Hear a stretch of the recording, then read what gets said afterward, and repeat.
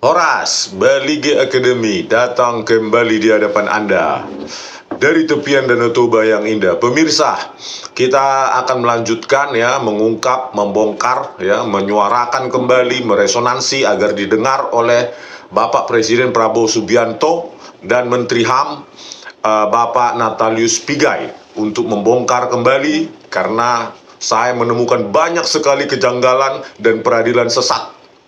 Untuk kasus ini ya, untuk video kali ini kita akan membahas bagaimana rekonstruksi peristiwa penembakan, pembantaian, pembunuhan 6 Laskar FPI pada tahun 2020 ya, 7 Desember 2020 dan disidangkan pada tahun 2021, di mana rekonstruksi tersebut ya, peristiwa KM 50 hanya didasarkan pada pengakuan dua terdakwa polisi, yaitu Muhammad Yusmin Ohorela dan Fikri Ramadan Tawainela. Nah, ini yang menarik di sini, kok bisa di persidangan ini ya, JPU justru memanggil seorang ahli inafis bernama Eko Wahyu Bintoro untuk justru memperkuat ya pengakuan dari kedua terdakwa polisi tersebut. Inafis harusnya bekerja berdasarkan based on fact, based on science ya, karena berdasarkan identification. Justru harusnya berdasarkan fingerprint, CCTV, jejak digital dan lainnya. Tetapi justru Eko Wahyu Bintoro ini dipanggil JPU untuk memperkuat keterangan pengakuan dari kedua terdakwa tersebut. Inilah peradilan dagelan sesat ya, yang sidang tersebut semuanya hanya berdasarkan pengakuan. Karena apa? Rest areanya sudah dibongkar, baru diresmikan tahun 2019, 2020 sudah dibongkar, padahal itu TKP kunci ya. Masyarakat di rest area tersebut, CCTV-nya diperintah polisi untuk dihapus, berikut juga dengan data HP-nya. Jejak darahnya juga dibersihkan.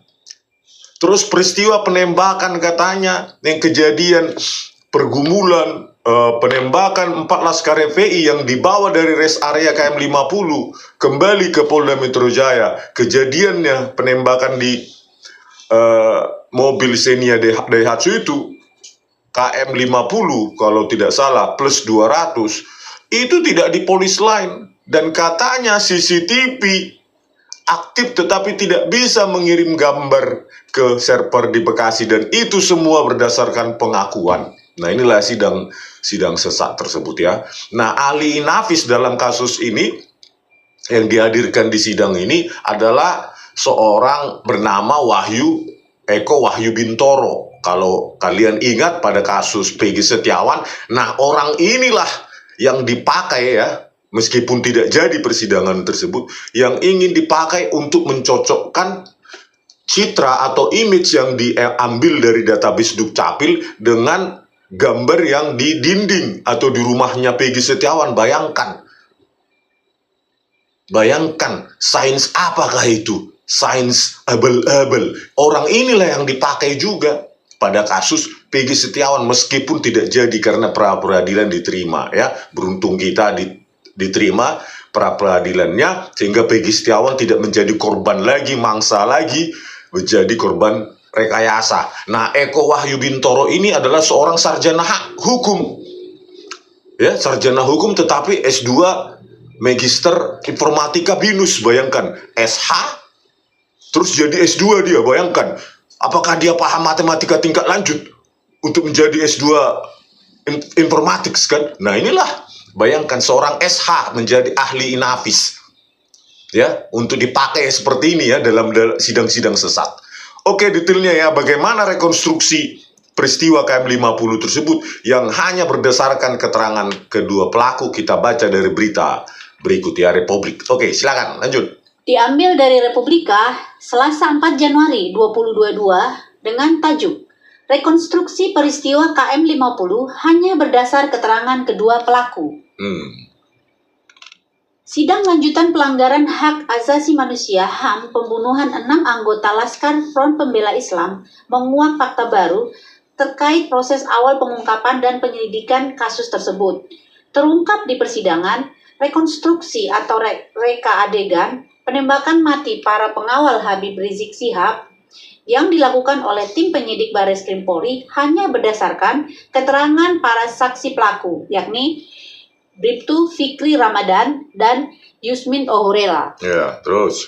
Kedua saksi yang merupakan anggota Resmob Polda Metro Jaya itu adalah 2 orang terdakwa yang diseret jaksa ke pengadilan terkait kasus unlawful killing tersebut. Sedangkan 1 saksi pelaku lainnya, yakni Ibda Elwira Priyadi Zendrato, tidak dapat dimintakan keterangan untuk dijadikan sumber keterangan dalam bahan rekonstruksi dan reka adegan. Ibda Elwira statusnya dinyatakan meninggal dunia akibat kecelakaan bermotor pada awal Januari 2021 lalu. Sementara rekonstruksi yang dilakukan oleh penyidik Barreskrim Polri digelar pada medium Mei-Juni 2021. Oh, jadi rekonstruksinya di Juni 2021 ya. Rekonstruksi berdasarkan hanya keterangan pelaku itu. Yusmin Ohorela dan Fikri Ramadan Tawainela, karena Ibda Elwira itu kecelakaan bermotor katanya dengan kecelakaan tunggal motor Scoopy yang sudah kita bahas di seri 3 ya. Kalian tonton di seri 3 misterinya, ketidaksesuaian keterangan polisi dan lainnya, di situ ada di seri 3 kita sudah bahas. Oke, lanjut.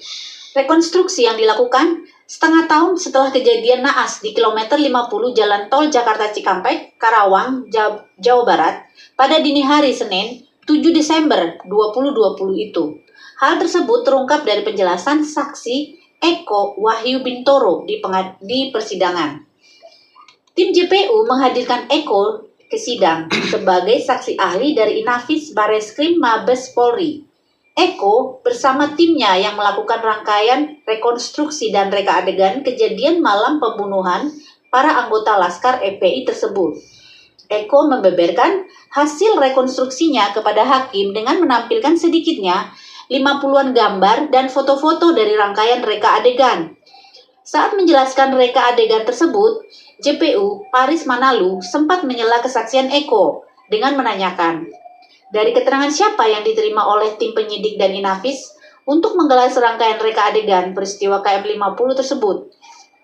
Ahli, kami bertanya, ahli melakukan rekonstruksi itu berdasarkan dari keterangan siapa? Coba ahli jelaskan. Karena itu rekonstruksi adegan yang menguraikan fakta yang sudah terjadi. Tanya jaksa saat sidang di Pengadilan Negeri Jakarta Selatan, Selasa, 4 Januari. Terus. Menurut jaksa, sumber keterangan yang dijadikan dasar penyidik dalam melakukan rekonstruksi tersebut penting, agar terang akurasinya, pun dapat dinilai validitasnya, supaya menguji unsur biasnya. Eko menerangkan, rekonstruksi tersebut berdasarkan keterangan Bribtu Fikri dan Ibda Yusmin. Bentar dulu ya. Jadi ada sebuah kontradiksi di sini ya. Dia yang JPU ini Paris Manalu ya. Paris Manalu ini, tim JPU ini ya, yang menghadirkan Eko Wahyu Bintoro ini dengan ingin dijadikan dasar penyidik dalam melakukan rekonstruksi tersebut agar terang akurasinya, pun dapat dinilai validitasnya supaya menguji unsur biasnya. Ya jelas biasnya sangat tinggi. Ini kan kontradiksi.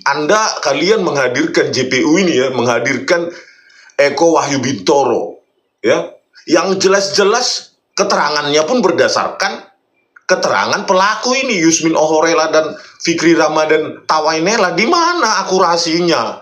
Di mana validasinya? Di mana apanya ya? Unsur biasnya ya sangat tinggi lah. Karena apa? Yang kalian dakwa, yang kalian tuntut, keterangan itu yang seutuhnya kalian pakai gitu loh di persidangan. Ya jelas biasnya ya 100%. Ya ingin dia cari selamat sendiri kan begitu. Menyelamatkan dirinya, menyelamatkan atasannya. Karena terbukti kan jaksa penuntut umum tidak meminta hakim untuk melakukan ekstraksi terhadap HP kedua terdakwa.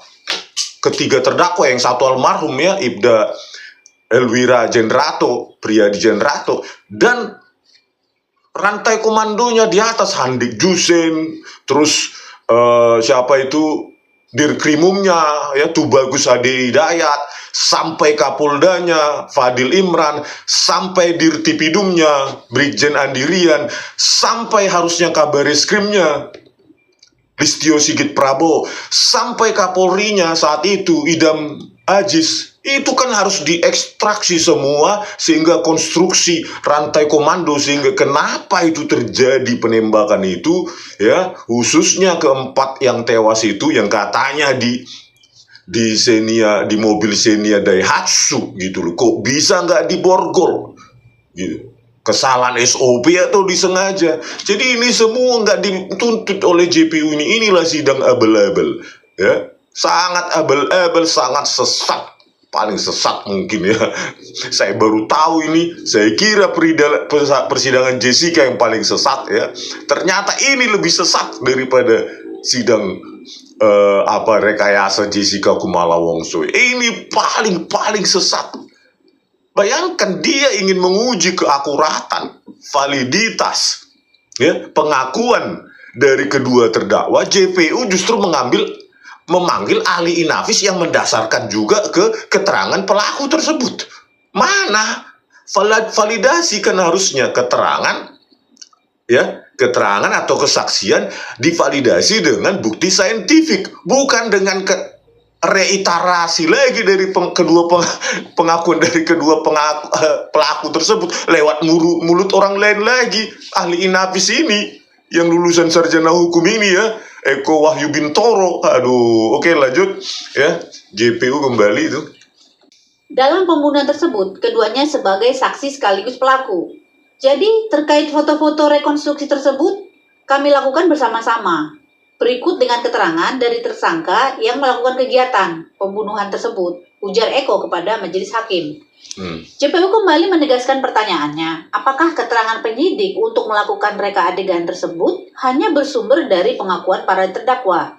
Ya, dua-duanya, Bribtu Fikri dan Ibda Yusmin, kata Eko. Nah inilah kan, Eko Wahyu Bintoro ini justru dihadirkan oleh JPU untuk menguatkan keterangan dari kedua pelaku tersebut ya, yang masih hidup, Fikri Ramadan dan Yusmin Ohorela, berdasarkan foto-foto rekonstruksi yang hanya bersumber dari keterangan kedua pelaku.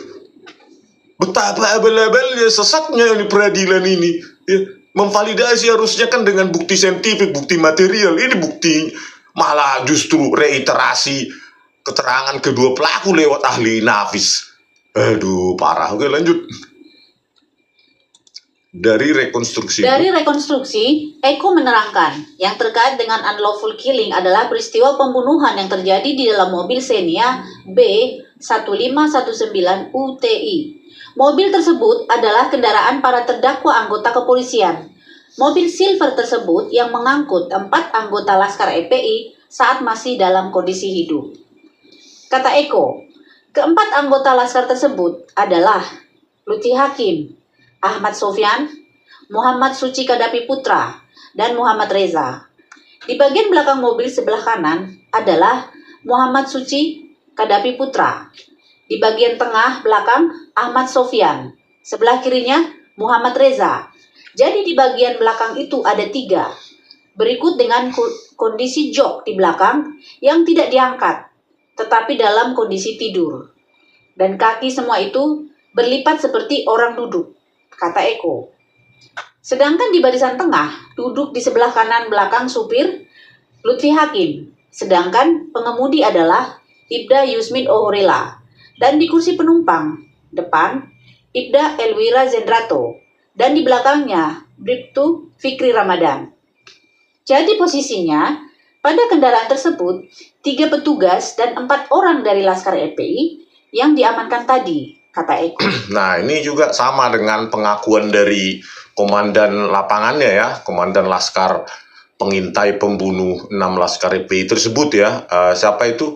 Si Jusen, Handik Jusen ya, Handik Jusen. Jadi cocok ya keterangan dari Handi Jusin dengan ahli Inavis Eko Wahyu Bintoro ini.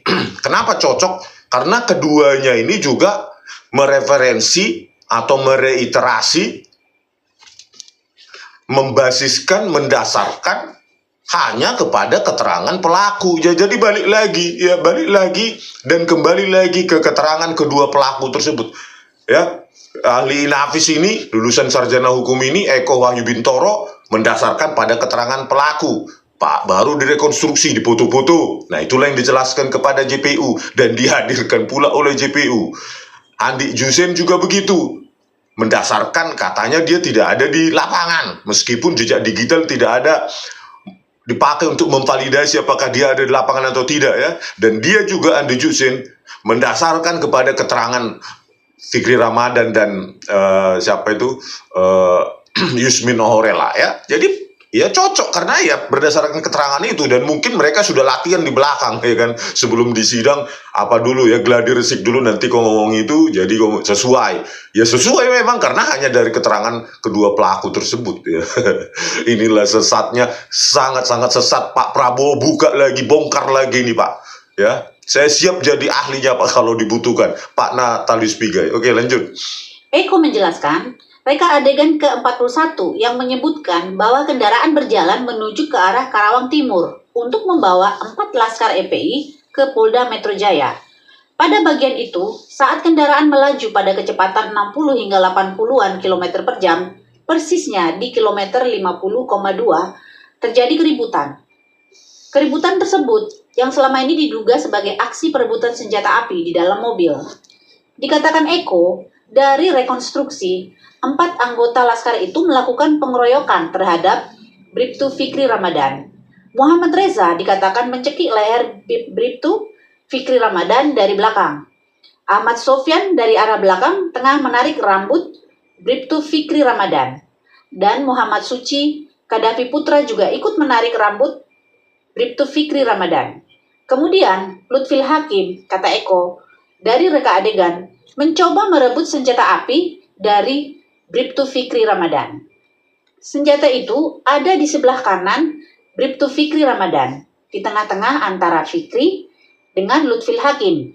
Senjata itu diperebutkan, ujar Eko. Oke, ini dulu ya.